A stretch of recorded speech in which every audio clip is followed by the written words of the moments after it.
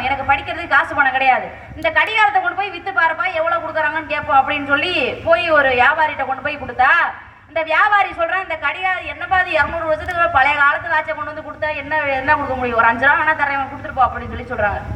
அப்ப அந்த கடிகாரத்தை கொண்டு போய் அந்த வியாபாரிகிட்ட கொடுத்த உடனே அந்த வியாபாரி சொல்றான், இந்த கடிகாரத்தின் மதிப்பு 5 ரூபாய் அப்படின்னு சொல்றாரு.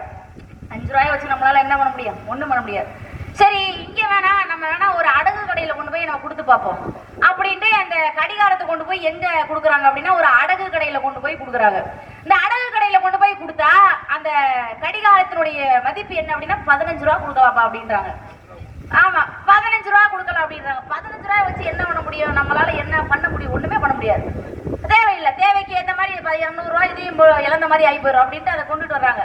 அப்ப வந்து சொல்றேன், எப்ப இந்த மாதிரி அங்க கொண்டு போய் கொடுத்து 5 ரூபாய்க்கு தான் கேட்கறாங்க, இங்க கொண்டு போய் கொடுத்து வெறும் 15 ரூபாய்க்கு தான் கேட்குது, என்னதான் பண்றது அப்படின்னு கேட்கறப்ப அப்பதான் அவங்க அப்பா சொன்னாரு, அதை கொண்டு போய் ஒரு மியூசியத்துல கொண்டு போய் கொடு. மியூசியம்னா பெரிய பழைய பொருட்களை வாங்குற ஒரு இடம். அந்த இடம் அழகு காட்சி. ஆமா அந்த அந்த அழகு காட்சியில கொண்டு போய் அந்த கடிகாரத்தை கொடுக்குறாங்க.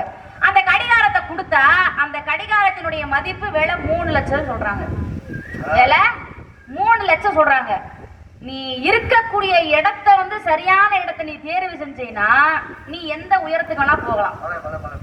இருக்கக்கூடிய இடம் எந்த இடத்தை எந்த ஏங்க வைரமாவே இருந்தாலும் அது கிடைக்கிற கையில கிடைச்சாதான் அதுக்கு மதிப்பு ஒரு கல்லுதான். அது மாதிரி இதுவும் கல்லு தானே இல்ல, அப்புறம் அதுவும் தூக்கி போட்டு போயிடுவாங்க.